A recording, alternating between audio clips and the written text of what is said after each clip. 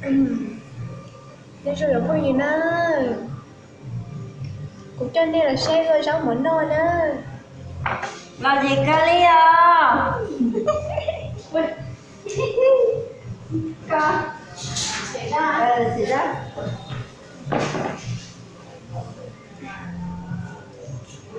xe hơi sống mẫn đâu.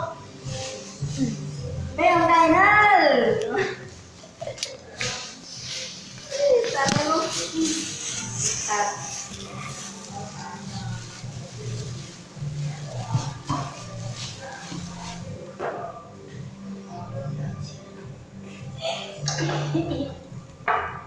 Nó gửi vô. Tao với là nó chỉ để thì đi tao sẽ Dạ. Thế đấy chị hả đấy? Chị chạy mà đi yêu cơ đi ô. rồi ta sẽ ta ném rồi đâu đi về đi nào như Làm cho nó xí cho đi nhà cho nó. chỉ ở đây giờ thành nó rồi cái không được có điểm tốt rồi thôi đi khó gì Hảo lạ,所以我諗緊諗真啊。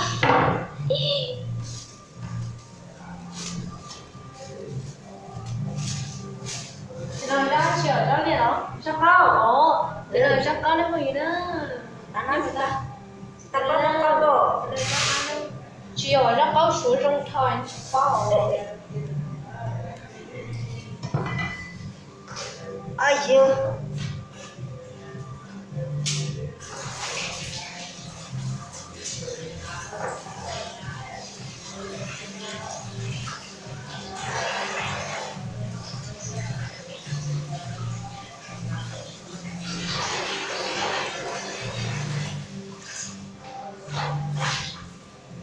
Mà nó mà muốn cải tiến cho lính rồi.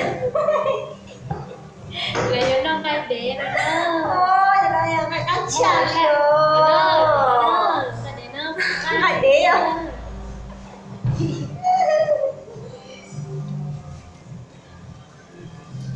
sáng nó để tôi bên nhau nữa ôi Lu còn tà quá à?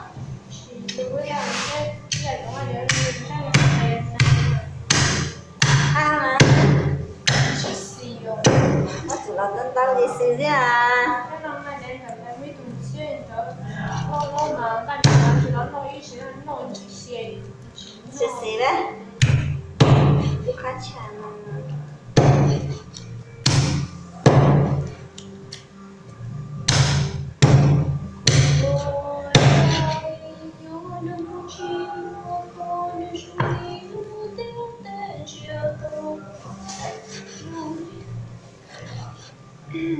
đây rồi nó có gì nữa ai đang bao cô bao cho món nào nhá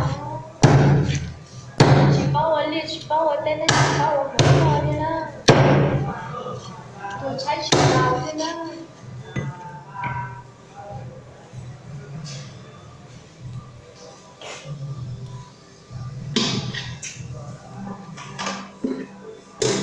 trẻ đau đang đau á trẻ chị ta Đi ra.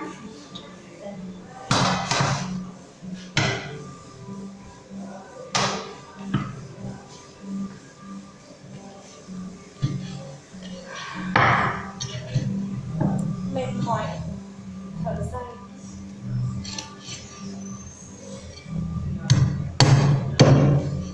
chuẩn bị với nhau là ai bốn phút rồi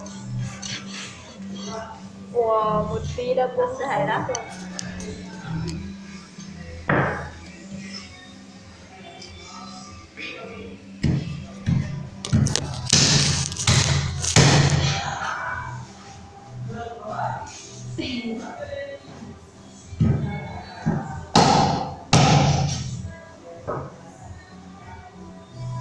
Không chẳng dừng đi đâu.